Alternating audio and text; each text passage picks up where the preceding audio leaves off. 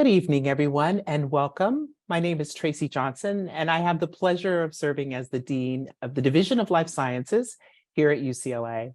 I'm also a professor in the Department of Molecular, Cell, and Developmental Biology, and it's really an honor to have this opportunity to host this evening's event. I want to mention just a few housekeeping items before we begin. This event is being recorded. And so in addition to that, the chat function has been disabled, but you may submit questions anytime during the webinar using the Q&A function, and then we'll have some time at the end to get to your questions. So during my tenure as Dean, which started in the fall of 2020, I've really been excited to highlight the amazing research and accomplishments in all of the departments and institutes within life sciences and highlight our partnerships across the university. And so today I have the privilege of welcoming you to our webinar hosted by the Institute for Quantitative and Computational Biosciences, also known as QCB. As many of you appreciate, big data and computation has profoundly affected all aspects of life and all academic disciplines. And in the biomedical sciences, this development really amounts to what can only be called a revolution. About 20 years ago, computational work occupied maybe 5% of biomedical research efforts, and today, now it's more than 50%. This radical change affects not only how we do research, but what research we're able to do and who's doing biomedical research. It affects what training is required, what we teach our undergraduate and graduate students who are interested in biomedicine. And in order to guide this massive transformation at UCLA, the Institute for Quantitative and Computational Biosciences was established in 2014 by the current director and an extraordinary leader, Dr. Alexander Hoffmann. The Institute for QCB is a partnership between life sciences, physical sciences, health sciences, and engineering, and you'll get a sense of the impact of that collaboration here tonight. It involves faculty and postdocs and graduate students, undergraduates from more than 15 departments that range from microbiology, immunology, to physics, to computer science and engineering, pathology, in the medical school, so all across the campus. And what really unifies all of these partners is a core mission to expand quantitative and computational biosciences research, training, and education. So in today's event, Digital Immune Twin, the Future of Healthcare, we'll hear from three esteemed professors from different departments across the campus. And when you listen to the title, Digital Immune Twin, it almost sounds like science fiction, but transformative work by researchers with expertise in computational biology and immunology, and across disciplines, other disciplines, including engineering, has made the idea of a digital immune twin become a reality.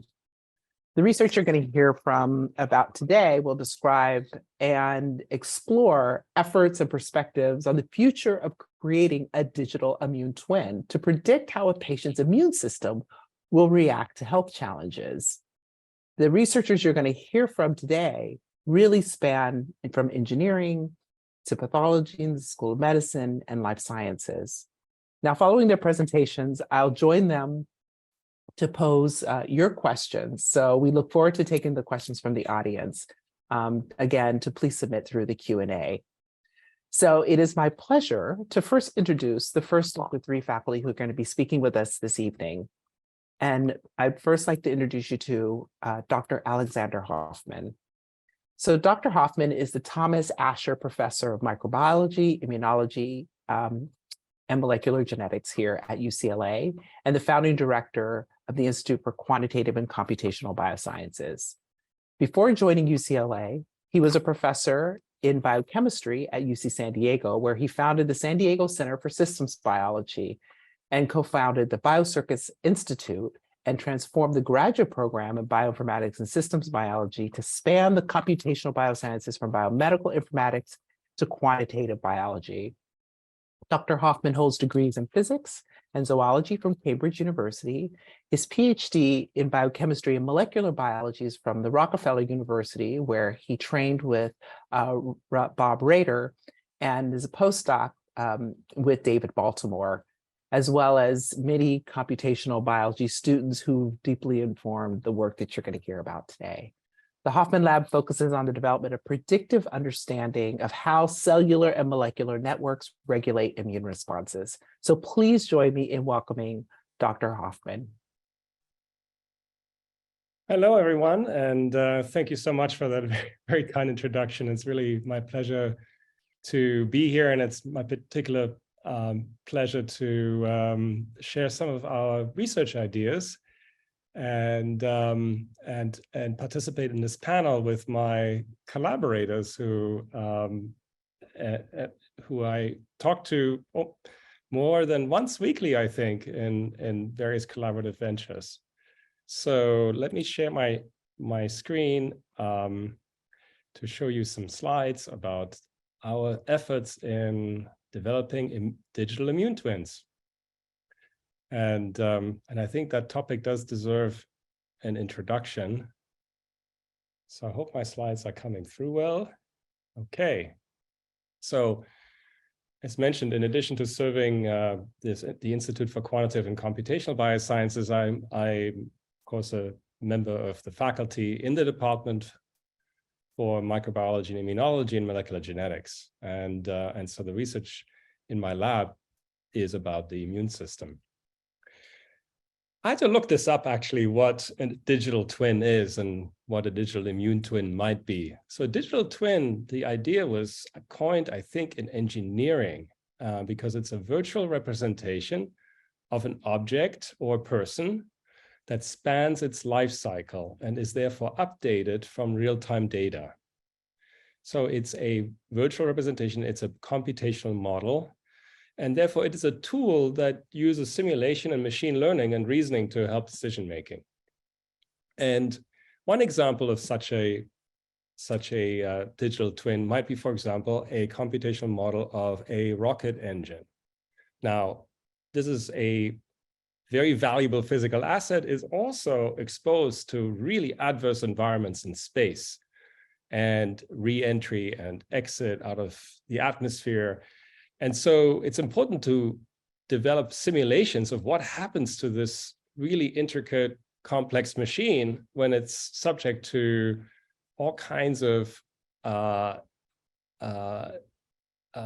adverse environments. And so that is what is called a digital twin. It's not just a model of how this machine functions, but a model that updates with data during the lifetime of this machine. So that's where I think this idea of a digital twin first came from. Now, the term was then adopted recently in the area of social media. And in social media, it's the user data from millions of users that allows the social media companies to use artificial intelligence to develop models that predict the behavior of an individual user. And you've all had that experience that how is it that Spotify knows what kind of music I want to hear about? Well, that's because they have user data from many people, and then they are tailoring that model to your particular music choices of the past. And then they can predict what's going to happen in the future. And the same with dating apps or Twitter, what Twitter messages and feeds you really might be interested in. And of course, purchasing, buying, our purchasing histories seem to inform the predictions of what we're going to buy next, or we're going to be interested in next, and other news feeds and so forth. So this idea of a digital twin then also has begun to go into medicine. Now, the term precision medicine was coined earlier, 15 years ago. Obama was inaugurating it, and of course it maybe pre-existed even the Obama administration. But the digital twin idea is one step further, where it's not just making decisions about the next step of healthcare, but actually thinking about the lifetime of the person and developing a simulation that can predict much longer term and is updated as more data becomes available about that person. And so you see here that there are beginning to be papers in Nature Medicine. There are papers that describe that one can have sensors implanted in ambient sensors and wearable sensors and other kinds of data that then informs personalized medicine and can be useful for clinical trials and public health. And at the very beginning of the COVID pandemic, people talked about how is it using digital twins to predict viral infection and so forth. So this is what people are beginning to talk about. And so we thought it would be good to have a seminar that is devoted to this. And so specifically about the immune system. So a digital twin for the immune system would be very important because the immune system is really central to all human health. Almost every disease can be viewed as a breakdown of proper immune regulation. And we used to say that they're immunological diseases and cancer. But now we know that cancer itself is actually a result of the immune system not properly eradicating those cancerous cells. So it's also, cancer itself reflects a breakdown of proper immune regulation. So being able to predict the immune system in a manner like a digital twin would be phenomenal. And so a digital twin, if we had a digital twin and you carried that in your pocket as sort of like a USB stick, that would be a huge step up from having a vaccine card, because you could just tell the physician that you see, okay, this is who I am, and now what is the best medication for me? So that is a kind of a funny quote here. But so the question really is it really feasible? And that's what we're trying to explore in this webinar, in this chat. So let me tell you what we've been doing in my lab.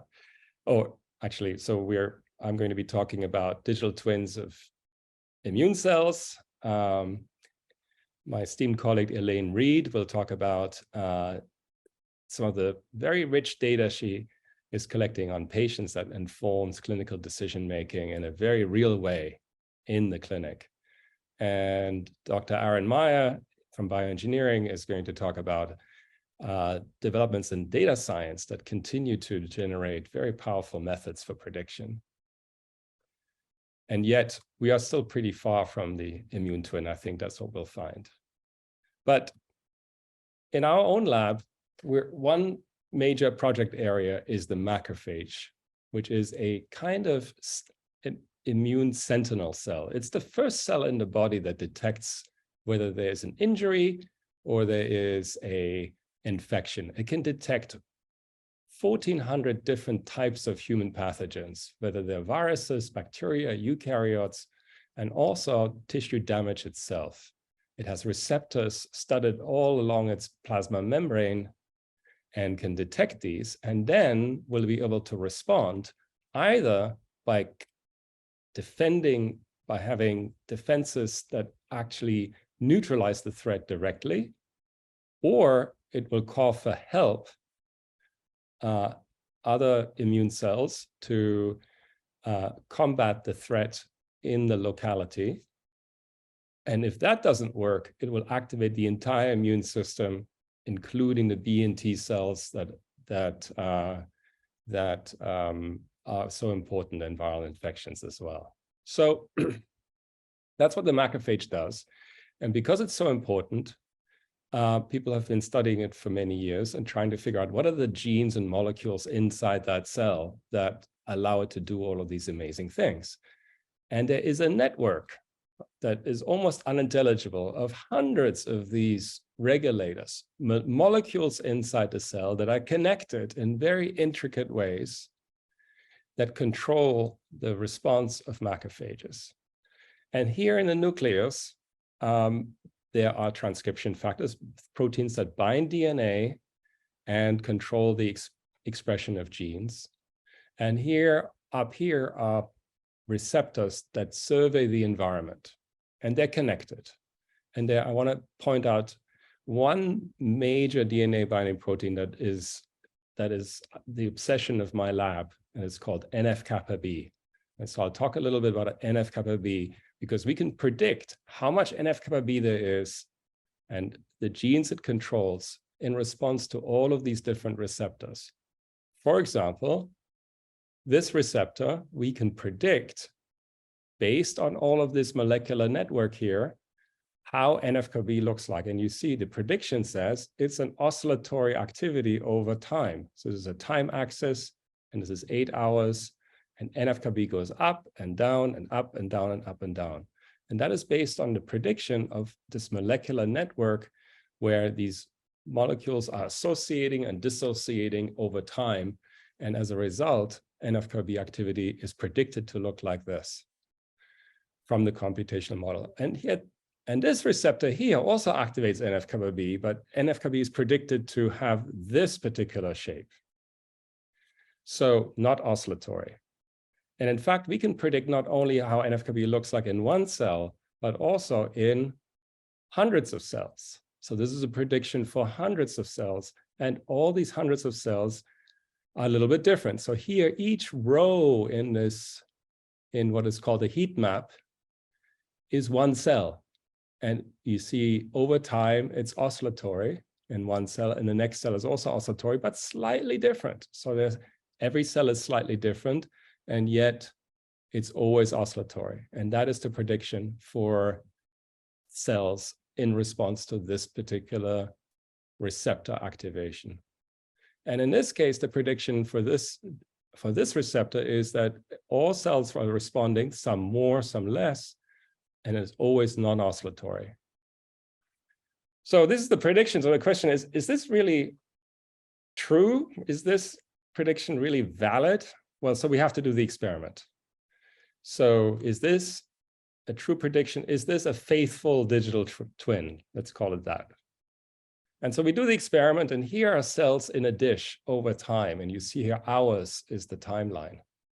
And you see the cells are moving around slowly, but you also see in the nucleus, there's NF-κB, and it is sometimes bright and sometimes not so bright. And if that is quantified, you see that quantification here in this graph, and you see it goes up and it goes down, it goes up and down. So these are cells that were stimulated with that ligand for this receptor that I described. And you see the two cells that are highlighted show both oscillatory activity, but slightly different. And here are cells that are also activated, but with a different ligand. And you see NF-κB in the nucleus, and it kind of stays there. It doesn't change a whole lot. It gets activated as quantified and then stays there. So that is the measurement. And so if we graph these measurements for many cells, they look like this. Again, it's what is called a heat map, and every row is one cell. And when it's red, NF-κB is high, and when it's low, NF-κB is, when it's blue, NF-κB is low. And you see these are oscillatory and these are non-oscillatory. So now we can try to see whether these experimental measurements match our predictions. And that is shown here. So on the left are the experiments. On the right is the simulation from our digital twin, the macrophage twin. And you see that these look pretty similar. At a higher dose, they also look similar. And an even higher dose, they look similar. And for this different ligand, CpG, different pathogen ligand, again, the responses are different from the other one, but the predictions match the experiment, and again, and again, and again. And so we can do this for many, many different pathogens, and we've done this here.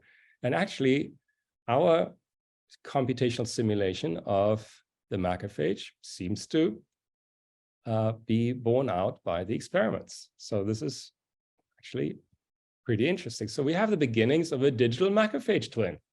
It's not an immune twin and not a person, but at least one immune cell.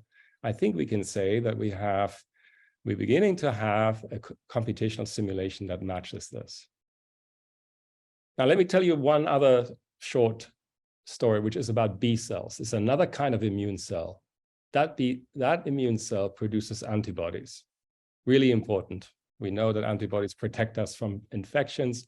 Antibodies are the things that vaccines generate. And so we want to know whether we can simulate B cell responses. B cell responses are more complex because B cells have to undergo proliferation, cell division, and sometimes cell death, and that's their function, because they get selected in the germinal center or in your lymph nodes to produce the right antibodies. So B cells, can we predict B cell function? Well, the molecular network for B cells involves, here this is just a schematic, but in this little green box here, there are again, probably 200 different reactions, biochemical reactions, for which we can make a computational model. And then in this is the signaling box. And then here in the gray, this is the regulatory network that controls whether the cell will survive or will die. And that, again, is about 100 or so biochemical reactions that are represented in the computational model. And the two are connected. And then here in this blue box, again, is a molecular network, about 100 or so reactions that describe whether the cell will undergo the cell cycle and then divide. And again, these are connected. So if we take a computational model of this, what does it predict? Well, it predicts that some cells shown here, that it's a time axis, they all start on the left, and they start as blue cells, as founder cells, and some cells simply go on with time and then they die. Other cells go on and then they decide to divide, and then their progeny dies.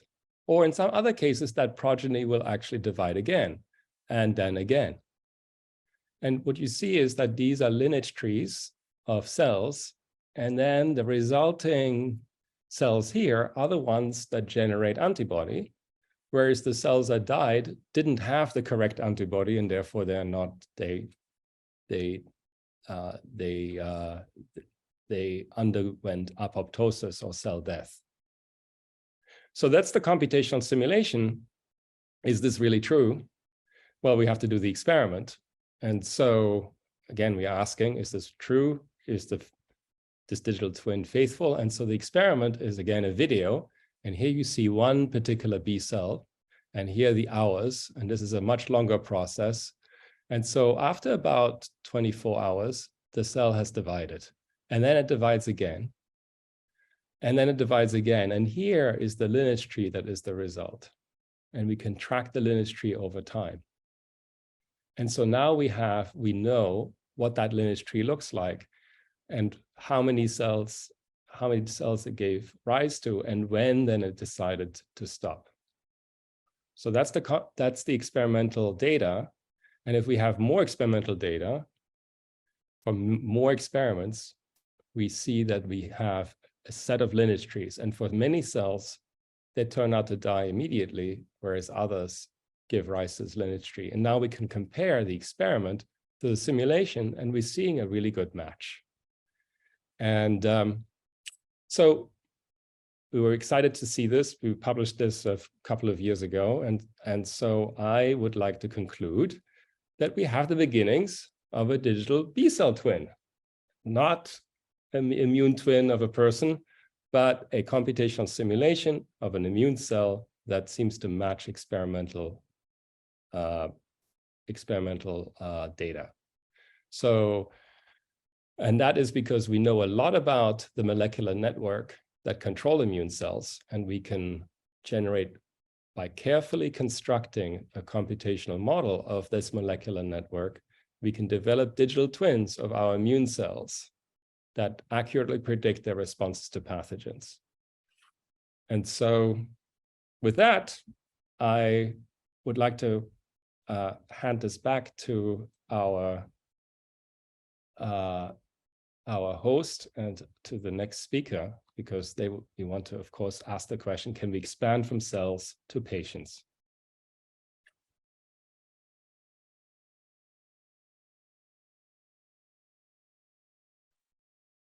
Thank you so much, Dr. Hoffmann. You know, it's really fascinating to think that we can make predictive models of how the immune system works. And I'm sure many of us are thinking, what's the next step? How can we use this in a therapeutic context. And so I think that's a perfect segue to our next speaker. And now I have the pleasure of introducing Dr. Elaine Reed. Elaine Reed is the professor of pathology and laboratory medicine and the Daljit and Elaine Sarkaria Endowed Chair in Diagnostic Medicine. Dr. Reed's an immunogeneticist and an immunologist who joined the UCLA faculty in 1999. Dr. Reed directs the UCLA Immunogenetics Center, one of the foremost centers for research in clinical immunogenetics in organ transplantation in the world. And that center provides clinical and academic leadership of the diagnostic testing, training, and research activities here on campus. And Dr. Reed is the director of that work. Dr. Reed earned her MS and PhD in immunology at Columbia University in New York. She was a postdoctoral researcher in the Division of Immunogenetics, Department of Pathology at Columbia University, and trained in the field of immunogenetics and histocompatibility testing. She's a recipient of many awards, including the Rose Payne and Paul I. Terasaki Clinical Science Awards from the American Society of Histocompatibility and Immunogenetics, the I3T Research Excellence Award from UCLA, and the Woman Leader in Transplantation and Mentoring Awards from the Transplantation Society. Since joining the faculty at UCLA, Dr. Reed has been actively involved in graduate and medical education. And Dr. Reed's research focuses on understanding the immunological mechanisms of graft rejection and infection in transplantation. She applies information obtained in basic research to the generation of new immunological tests that can be used in the clinic, and in the practice of transplantation. So please join me in welcoming Dr. Elaine Reed. Thank you, Dr. Johnson, for your kind introduction. And good evening, everyone. Very excited to be here to talk about some of our work, which has been focused, work in immunogenetics and transplantation, which has been focused in improving diagnostic testing through research in trying to understand better the relationship between the immunogenetics, HLA phenotypes of individuals or genotypes, and their ability to mount an immune response to the transplant. So let me just open my slides.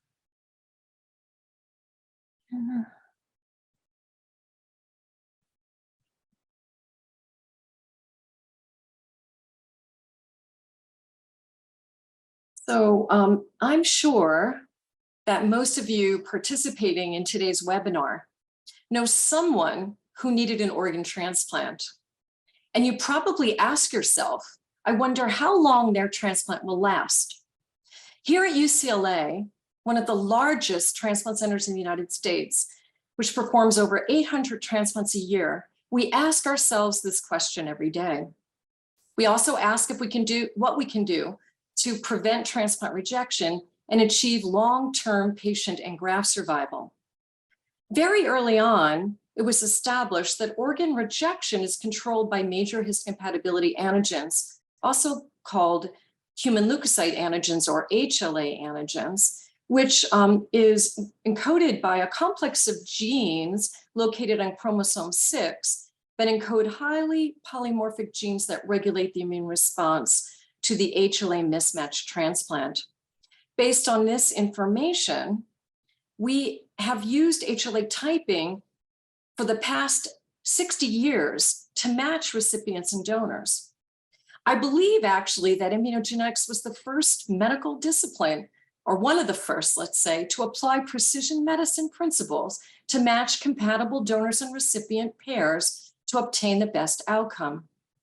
This slide that I'm showing here summarizes data from the United Network for Organ Sharing, which analyzed the survival of kidney transplants in the United States across 2 time periods. You can see that in both these time periods, one in 1999, a publication by one of the faculty here at UCLA, David Jertson, and another study published in 2016, show that transplants that are mismatched between the donor and recipient for HLA antigens have poorer survival than those HLA matched. In fact, shown here on the right panels, the risk of transplant loss and transplant rejection episodes increase with the degree of HLA mismatching. The other thing to note here is that despite all the improvements we've made in immunosuppression and patient management, we still see the disadvantage of HLA mismatching on graft survival and rejection rates. So we have to ask ourselves, are there strategies to improve HLA matching to achieve better transplant outcomes? So the major challenge in HLA matching recipients and donors is that the HLA system is the most polymorphic genetic system in the human genome. The discovery and naming of HLA alleles has been achieved through a major initiative worldwide. It's a collaborative called the Histocompatibility or the International Histocompatibility Workshop, where we've determined sequences of HLA genes from tens of thousands of people from different racial and ethnic backgrounds. And currently, the number of HLA alleles, class 1 alleles, is over 25,000, and the number of HLA class 2 alleles is over 10,000. Given this extreme polymorphism, the chance of finding an HLA match is 1 out of 10,000 in North American Caucasians, but in other more genetically diverse populations, such as the African American population, the probability of finding a match can be less than 1 in 100,000. An important phenomenon we've observed is that individuals exposed to foreign HLA do not exclusively make antibodies to the HLA allele to which they were sensitized to. Almost every time, people will develop antibodies to other alleles that they haven't been exposed to. For example, if a woman is exposed to a fetus whose HLA type is B57, is exposed to a fetus carrying the paternal HLA B7 antigen, she makes antibodies not only to HLA B7, but also makes antibodies to B60, B56, and B27. To understand why we can compare the amino acid sequences of the self antigen and the immunizing B7 antigen, as shown here on the top, as well as the other HLA alleles to which she made antibodies to. And what we can see is that some of these alleles share the identical sequence with HLA B7, the immunizing antigen. So for example, here, this epitope called 45EE is shared by both B7, B27, and B56. We can therefore query the list of alleles that also have this epitope to predict the cross-reactivity based on the sequence. And this information, all of these alleles, can now be used to estimate the number of mismatched epitopes between a donor and recipient. So this is just a simple diagram illustrating this point. When we use the antigen level, not the sequence level, we can see that the recipient and donor look very different between their HLA antigens. However, if we now look at the degree of difference using the epitope or eplet level, you can see that the recipient now does share some colors of red with the donor, indicating there is some degree of compatibility that might be used in a new matching or novel matching strategy. So the principle of eplet mismatching over antigen mismatching is that different antigen mismatches carry different numbers of amino acid sequence variations. And as you can see here, B57 and B7, there's 4 eplet mismatch. Yet if you look at the difference between B57 and B58, it's only a 2 eplet mismatch. So I would say to you, and you probably would agree with me, that if I was to choose a donor, I'd rather choose the donor with the 2 eplet mismatch than the one with the 4 eplet mismatch for my transplant donor.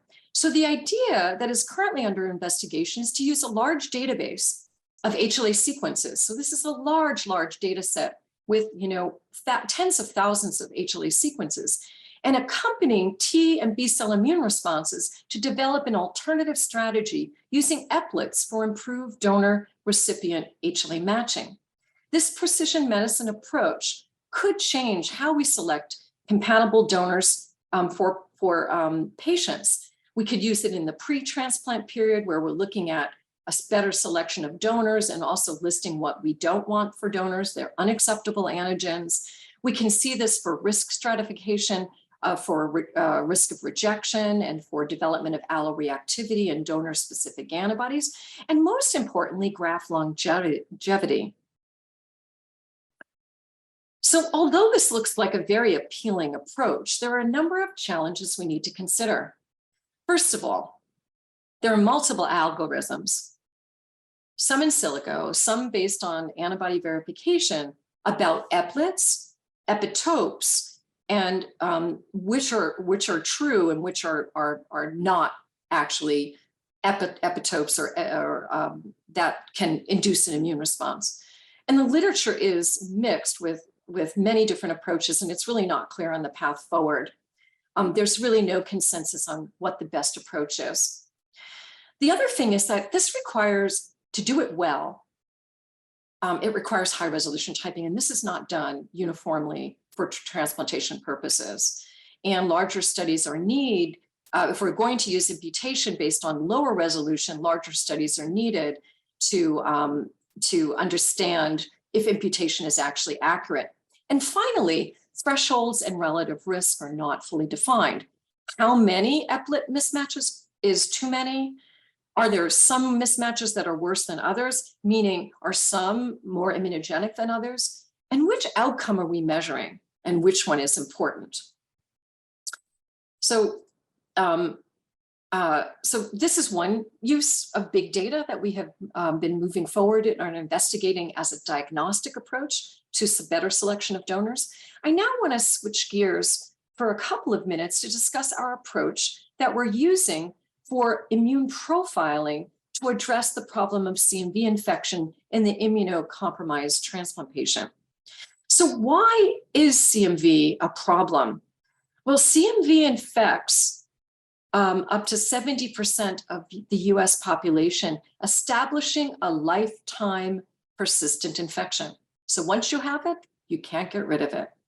CMV is one of the most problematic pathogens in the immunocompromised host. That's our transplant patients. After they're transplanted, because they're on immunosuppression, and it's associated with morbidity and mortality.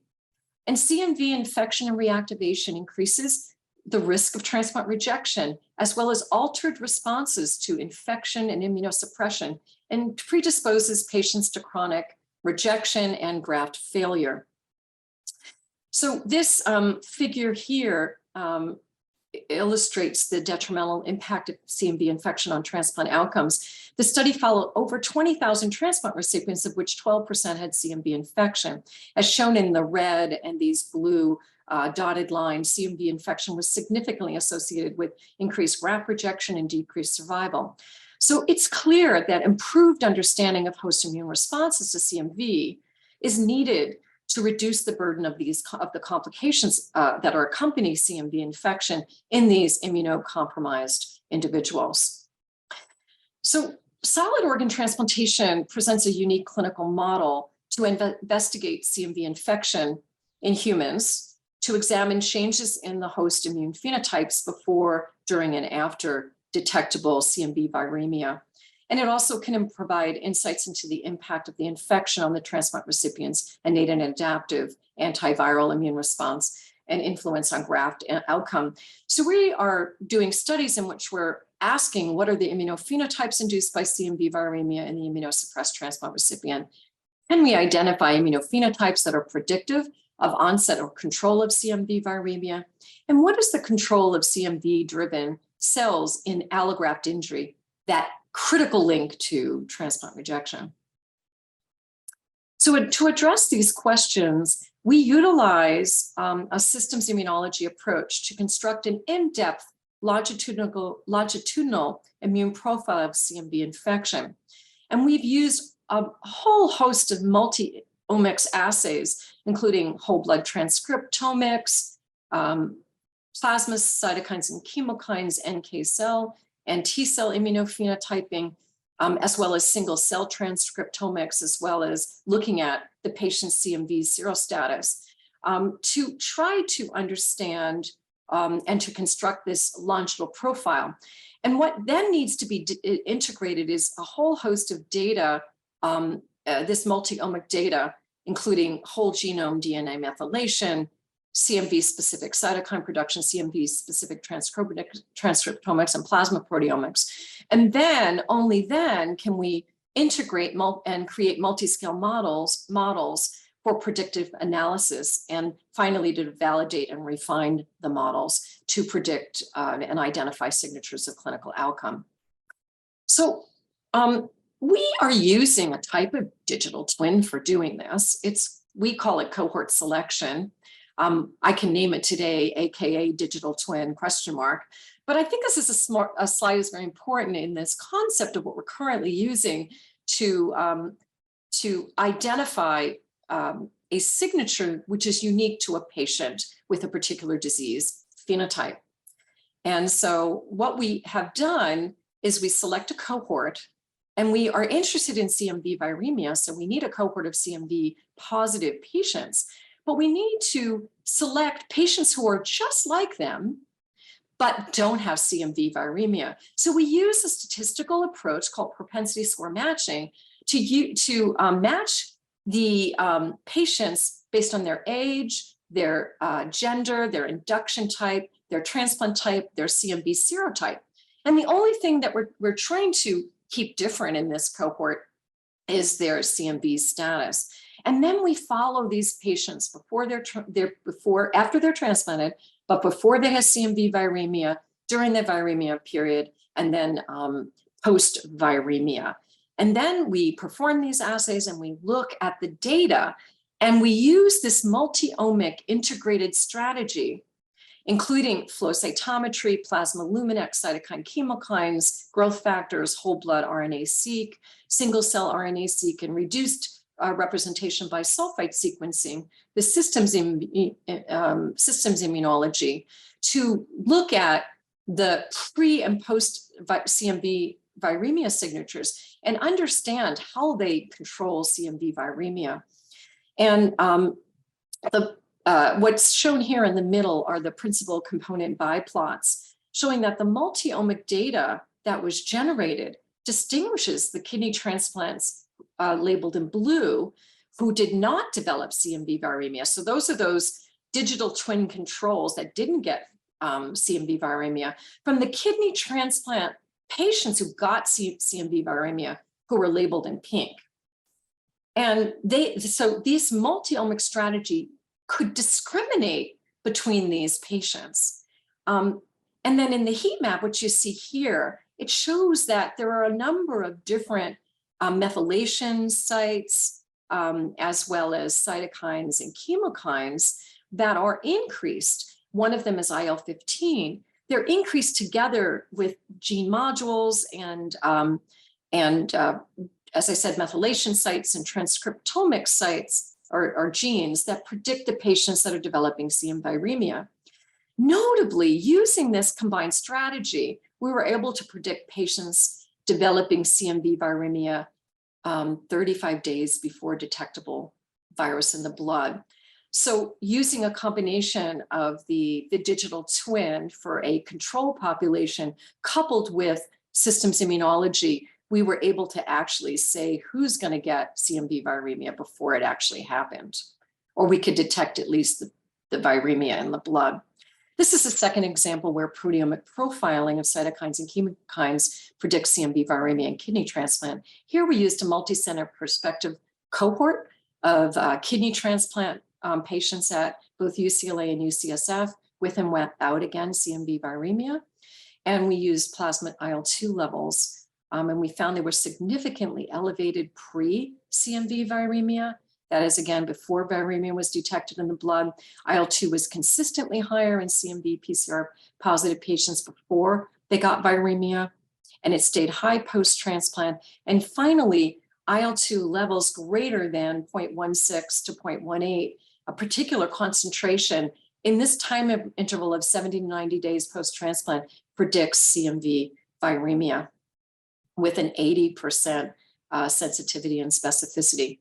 So I'd like to summarize by saying that new models based on HLA-eplet matching between organ donors and transplant recipients is on the horizon and holds promise for increasing the precision of donor selection and overall transplant outcomes. However, it is still unclear which of these eplet residues actually triggers an alloimmune response in context of the recipient HLA genotype. So more work is needed in this arena.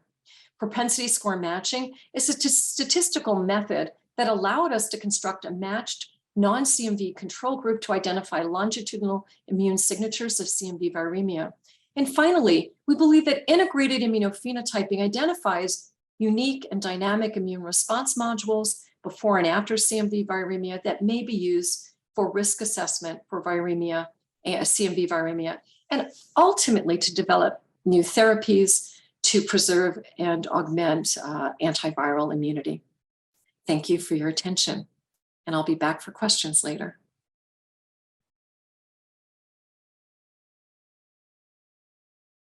Wow, thank you so much, Dr. Reed. I've always wondered about that question that you started with in the beginning. How can we predict whether a patient might accept or reject an organ? And so I think the kind of work you're doing, I think, is potentially just transformative in this really important area of research. And so thank you so much for your really thought-provoking presentation. And so now I'd like to introduce our last speaker, Dr. Aaron Meyer. Dr. Meyer is an associate professor in the Department of Bioengineering here at UCLA. He received his BS in bioengineering from UCLA, his PhD in biological engineering from MIT, and was an independent fellow at the Koch Institute for Integrative Cancer Research. His awards include the NIH Director's Early Independence Award, the Seibel Scholars Award, and Mark Foundation Emerging Leader Award. Dr. Meyer's lab applies experimental and computational strategies to measure, model, and then therapeutically manipulate cell-to-cell communication, which of course has applications in the development of the immune system, development of immune and cancer therapies. So please join me in welcoming Dr. Meyer. Thank you, Dean Johnson, for the kind introduction. And I'd like to kind of finish us up and talk a little bit about some of the computational tools that we can use to develop this idea of a digital immune twin. And I thought I would be a little bit of the contrarian and talk at first about why a digital immune twin in the way that they're currently applied is probably a far-off idea, but rather there's an essence in this idea that can be readily applied in medicine and biology that is not only coming, but as we've seen in some of Dr. Reed's work, is really here.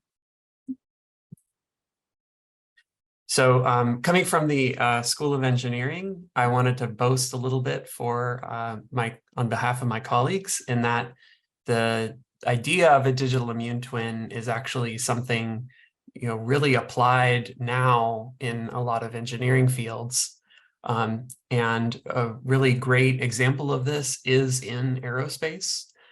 Just like Dr. Hoffmann mentioned, there's really incredible engineering that goes into some of these very complex systems. And not only are these really advanced instruments that can be manufactured at high precision, but one of the really incredible aspects of these systems, like jet engines, are that they are incredibly reliable, that you might see on the news that there was, say, an engine that had an issue in flight, but it's really an event that happens a couple times per year in the US. And even though these are flying, many thousands of them every day, nonstop. And that's a result of a variety of advancements in materials science and engineering, but it's also in large part an advancement in us being able to model exactly how these systems work, and exactly not only how they work on average, but how defects and small imperfections during the manufacturing process either do or do not lead to problems in their performance. And so not only can we manufacture these, but if there's small issues in how each of these individual machines are built, we're able to use computational models to know exactly what should happen as a result of that. Now, one of the advancements in aerospace is not only being able to manufacture these machines, but also being able to monitor them and adapt the computational models that we build to the small changes that not only might be introduced during the manufacturing process, but happen during the course of their lifetime. And so just one example is that a lot of these machines undergo a variety of imaging and other technologies that find these small imperfections. And so at the core of this digital twin idea is not just being able to build computational models of how biology or medical our living systems work, but also being able to identify exactly where there might be a difference in one individual, and then use the computational model to predict exactly what that small difference leads to in terms of outcome. Now, I have to be a little jealous of a lot of my colleagues that work in fields like aerospace and other engineering fields, because the situation is just very fundamentally different in biology and medicine. So for a lot in these fields where we use these digital twin models, we're able to build these computational models that can take exact information and make very exacting predictions about what will happen. And so these are called mechanistic models. And an example of this is if you take a ball and you drop it, I can tell you exactly how fast that is going to fall to the ground. And I can tell you the velocity at any given time point. And all the information I need is the position and a little bit of context about weight, et cetera. And so I have all the information to make predictions well out into the future. By contrast, even if we're thinking about something incredibly simple, like how hungry you are after lunch over time, in biology and medicine, we often have to build what are called statistical models. We have to collect a variety of different measurements and find simply what are the patterns among all of those different measurements that we collect. Now, there's been a huge revolution in being able to collect just an infinite amount of different types of data and a huge scale of data about how people are different in terms of their immune response, in terms of their genetics. But then we have to have effective methods for finding patterns in this data that relate to things like treatment and infection outcomes. And so in the essence of this digital twin idea, there is something that we can achieve here using computational techniques. And the idea would be, we don't just think about everyone as an average of the features that we observe, but instead we find some sort of immunological fingerprint, the measurements that make these individuals or that person different and unique. And then we use that to be able to predict their individual outcome. Putting this together, there was a news article I remembered from the beginning of the pandemic that really came to mind. So probably almost all of you are familiar with the idea that COVID-19 outcomes are very highly correlated with age. And so older individuals have much worse outcomes and are at higher risk of hospitalization and death. And this holds true also after vaccination. But very early on in the pandemic, there was a news article about one of the first death in Miami-Dade County, which was an individual who was seemingly good health, no obvious health issues, was 40 years old, so quite young. And so at this point, knowing a whole lot about COVID infection, we still don't have a good understanding of exactly why individuals might have these incredibly divergent outcomes. and might respond poorly to infection, even when the various measurements that we can make about them would suggest that they would have a good outcome. So what we do as a lab is we try to find those patterns. So groups like the Hoffmann lab and Reed lab will collect a whole variety of measurements about patients, and we will try to find what are the differences among those different individuals, which individuals are similar or different in terms of their molecular features, and then narrow that down into the particular features that relate to their outcome. And so one of the key kind of unique things that we use is recognizing that people's measurements are collected in very systematic ways. And so this is just an example of what a study might look like, where we collect measurements from a collection of different individuals. And it's not just that we go and collect a whole variety of data, but rather we make measurements, say, before and after infection. And those are different. You were a different person before infection and after infection. And so recognizing that structure is very important.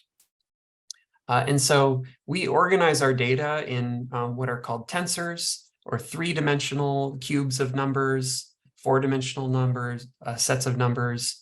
And we use this structure to learn more about what the data tells us. Now, I hope it makes sense that, you know, if you've collected measurements over 3 patients over time, and then these different molecular features, that you should keep that organization, that organization is useful.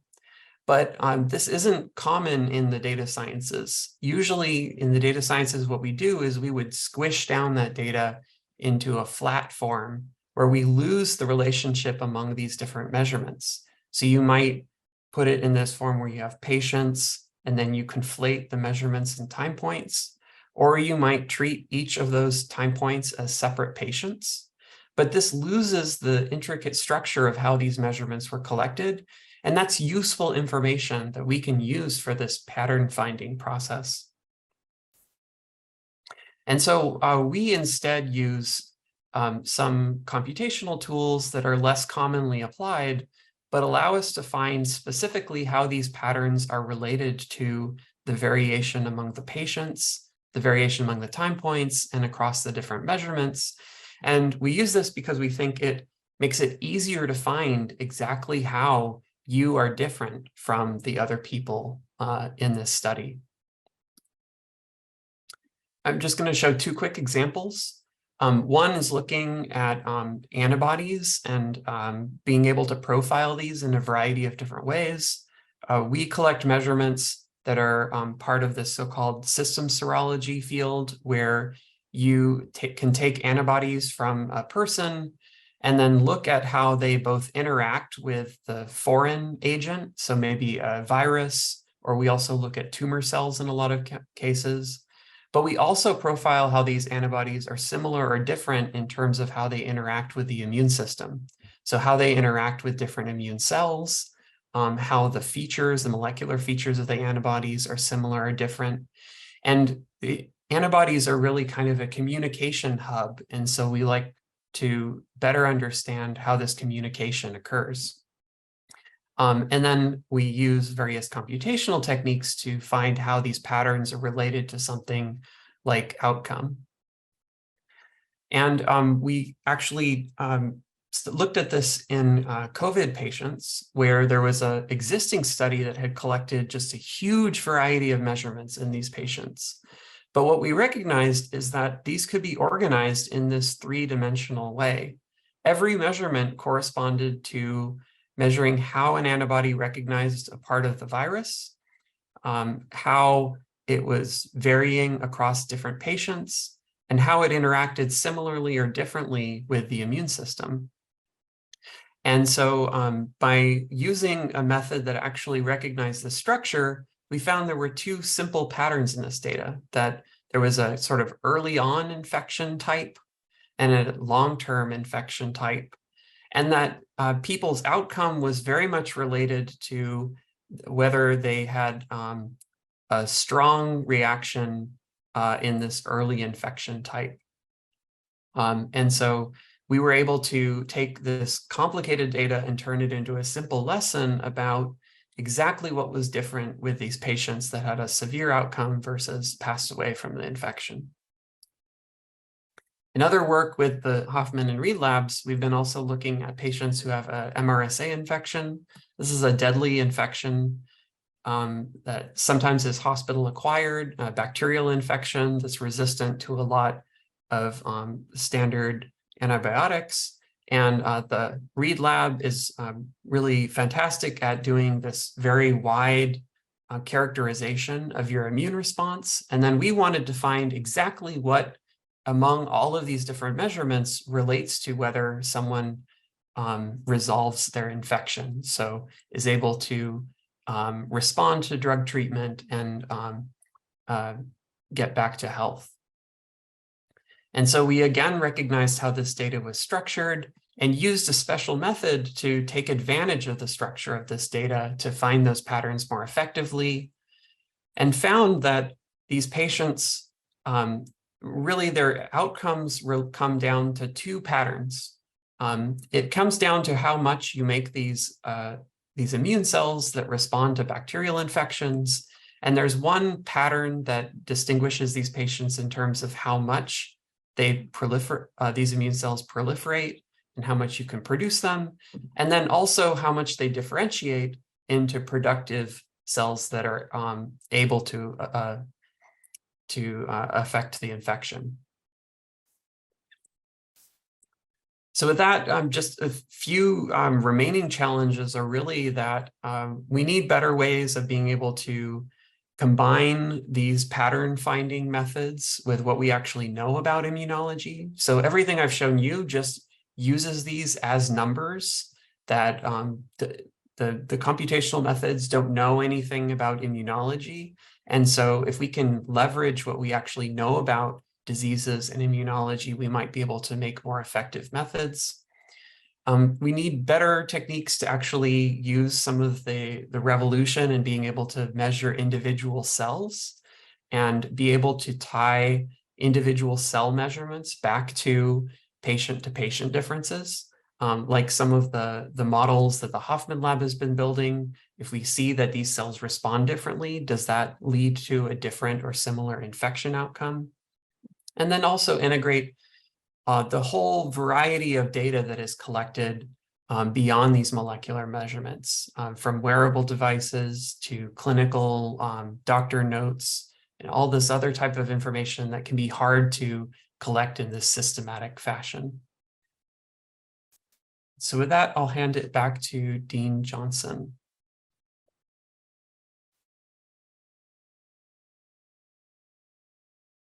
Thank you so much, Dr. Meyer. It was, again, a really fascinating presentation that takes us to really thinking about the next level of information gathering. I really appreciate also that in addition to the molecular information that you do, that you describe the need and the ability to synthesize, data from wearables or data that comes from observation. And so it's really fascinating. So I know we're a little over time. We thought we would take just a few moments to answer some questions that came in ahead of time. So if our panelists can turn their cameras back on, we can have a brief conversation. There was one question that was in the chat that it looks like Dr. Hoffmann has already answered it. The question was about the clinical trials and how we can, what is how many, based on the information that we have, I'll just go directly to the question. In terms of designing clinical trials and identifying inclusion and exclusion criteria, do you have a sense that patient selection and recruitment might be a challenge in order to achieve statistical significance? And so I think that's a question that sort of can be thought of more broadly. How do we leverage a lot of this data given that we need to have input from lots of people from different backgrounds? What do you see as some of the challenges there? And maybe we can start, I don't know, Dr. Reed, if you wanna get started with that. Yeah, no, I think the question is very valid and important, is how is this going to be done? You probably need very large cohorts of patients with well-defined medical records data to be able to do this. And I think the person also that asked the question was talking about genomic data. So you're seemingly going to have large cohorts like the Framingham, I think it's called Framingham cohorts like that, or that just are going to be extremely well characterized to be able to create a digital twin.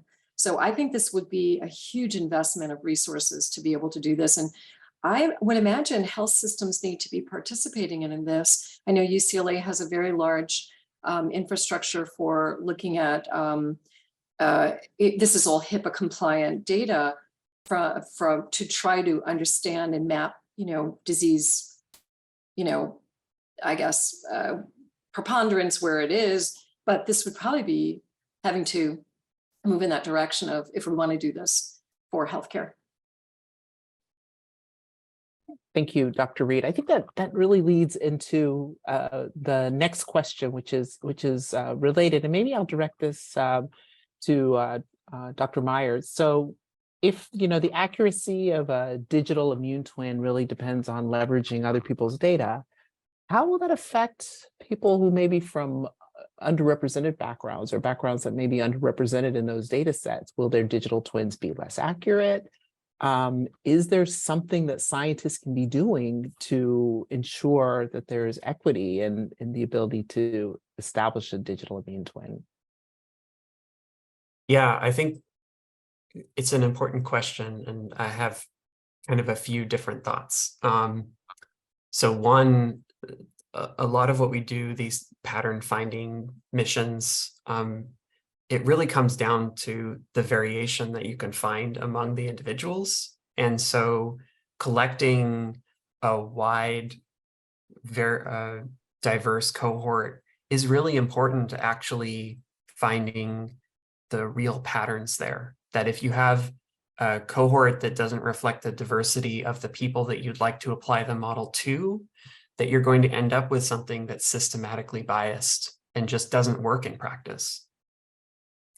I think another aspect of it is it can be very important to know what kind of and what diversity you need to include. And narrowing things down to molecular mechanism can also be very important and helpful. So for example, in transplant, we know that HLA is incredibly important. And so that makes it a little bit easier to know exactly what we should collect. And then just the last thing that comes to mind is that I think sometimes we have a lot of hubris of thinking that the measurements, the data type that we care about is the most important thing. But also, unlike other areas of engineering, we're talking about trying to understand people, and people are complicated and kind of couched in, other social issues in a broader context of living their life. And so we can't ignore that. And that can lead to differences in outcomes for someone that otherwise is, completely identical to some other person in terms of the molecular measurements. Thank you so much for that. I have to say, just taking a step back, it's exciting to know that this kind of really groundbreaking research is, and I'm directing this at all three of our panelists, is being done here at UCLA by people who are thinking so deeply about these issues around inclusion of data, patients, et cetera. I think that really is the way forward to ensuring that we have equitable availability to a wide variety of people to precision medicine. So thank you and congratulations for the beautiful work that you do. I'm going to direct my next question to Dr. Hoffmann. It's super exciting to think about this idea of a immune cells and how they respond to pathogens in the lab dish, and how you can make these gorgeous predictive measurements that then you can sort of see them replicate in silico. But why is this important when, with a lot of patient data, we may already be able to predict how a patient is going to respond to treatments? I'm imagining that there must be a bigger horizon that you want us to be thinking about. Well, that's a great question, of course, and I think there's a couple of questions that relate to this. So I think I see one question here also in the Q&A that talks about connecting single cell models to patients and the scale differences. Yeah, the enormous scale differences, right? A single cell is clearly not an immune system. An immune system contains billions of cells that all have to interact somehow in the body, and that's all, and they communicate with each other. So I don't deny that there is a big gulf, but I'd like to suggest that if we want to make more predictive models, or there is a question whether we can even generate enough data about a person to be able to make truly accurate predictions. And I think that's what Dr. Meyer was mentioning earlier, right? That the statistical evaluation of data is not the same as having a mechanistic model. And so the alternative approach that we're exploring is to make very detailed mechanistic models of small components. And so that's analogous to developing a computational simulation of a rocket going to space by starting off with different components, whether it's one of the engines, or it's one component, or the surfaces, or that go through the atmosphere, or so each of these components that is really critical for this rocket to attain orbit is, we need to have an accurate model for that component to begin with, and then we can begin to piece it together. Now that's a very long-term view. It's not going to. The approach that we're taking in my lab if you take this very step-by-step strategy, is not going to have immediate clinical impact, but we're coupling it. That's why we're working together. So we're working together with the Reed lab and the Meyer lab, and we're also addressing patient data. And so we're hoping that we're beginning to have a bridge between these two approaches, what we sometimes call the bottom-up approach and the top-down approach.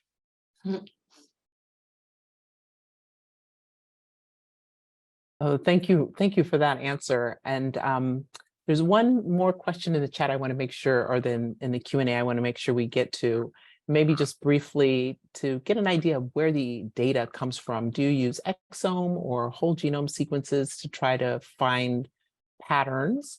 How involved and time consuming is the process when you're not searching for specific patterns? And whoever would like to take that question that was in the Q&A. I think I'll start off. I think there is the measurements. There are all kinds of measurements. I think the genetic measurements are certainly one component, but then with the immune system being so dynamic, the patient and the immune state changes, and we want to have measurements during the lifetime. Or during the process of the immune response and how the immune system develops. And so there's cytokine levels, there's cell numbers, there's the state of the cells is being ascertained through sequencing and so forth. But then the second part of the question is how to find patterns that you don't yet know exist. How do you do pattern discovery? And I think that's what Aaron can talk about, Dr. Meyer. Mm-hmm. Yeah, I mean, I think for any given data set, it's not a whole lot of time to find the patterns, but I think a lot of the challenge is actually just knowing how to, to do the process in the first place. So there's a lot of work to try and come up with the right algorithmic approaches of identifying these, because there are challenges, like even the previous question brought up, that we can very deeply characterize individuals, but then we have too much to work with. And so you have to come up with better algorithmic approaches of sifting through that. And so we try and, try out something, find that it doesn't really give us anything useful, try a different algorithmic approach. And each of those steps is quick, but the searching process ends up being the real effort. So it sounds like there's not only innovation needed in our measurement approaches, but there's also innovation needed on the computational methods development side. Yes, especially for these tensor methods. I think there's a lot of really great development of them in terms of the computer science, and a lot of people using these in deep learning approaches, language models, etc. But I think there's a dearth of people who are familiar with them and also are deeply rooted in the biology and understand some of the unique challenges in biology and medicine. Sounds like sounds like a lot of career opportunities for people who are either coming from medicine and want to go into computational biology, or computer scientists who are intrigued about, wanting to make a difference in the world that actually matters, like in healthcare. It's really true. I have to completely agree with you. I tell every young person that I meet that you have to really be thinking about this, incorporating this into your training, because it's so essential. So I send them all to the QC Biosciences classes because they've been so invaluable for them to even understand how to even begin to approach a large data set. So thanks, Alex, for providing that great coursework and infrastructure here at UCLA. It's just what our trainees need. Glad to hear it. Thank you. I think that's a wonderful way of wrapping things up. One of the questions that always comes up, and I was going to pose it, is just what kind of undergraduate majors. I mean, we spend a lot of time thinking about how we train our students. What kind of training is necessary in order to address the kind of exciting questions that you've raised? What kind of undergraduate majors? And I think you have really answered that beautifully, that we need to be thinking very broadly in computer science, math, biology, and providing those skills to allow these higher level complicated questions to be addressed. If there's anything that you would add, if there's any field that I missed, we should please include it. No, that was great. All feels welcome. And I think the main thing is you are going to work as teams. It's not, there's no man is an island. You're going to be working as a group, and you need collaborators like I'm so lucky to have. Both Alex and Aaron are just phenomenal. And I think everybody has to be thinking about the expertise, that you have to surround yourself with expertise to make impact. So I think that's what our students have to understand too. It's a great opportunity to work together to accomplish make big strides forward. So it's good. Thank you. Well, and I think that the three of our speakers really beautifully illustrated the power of collaboration and teamwork. And so I want to take this opportunity to thank you for being such fantastic panelists, and thank our audience for joining us for this presentation and conversation on digital immune twins. It's really an exciting example of the collaborative research that's happening across campus and made possible by really open and enthusiastic researchers and all of our colleagues in the Institute for Quantitative and Computational Biosciences. And so we hope you've enjoyed this evening and have learned something that you can take with you. As mentioned in the beginning, this webinar is being recorded. And so for all registered attendees, we'll send a post-event email with a link to the recording. So please feel free to share it with others. And we want to thank you again for joining us tonight. And so hope you all have a wonderful evening. Thanks very much. Thank you. Bye-bye. Thank you.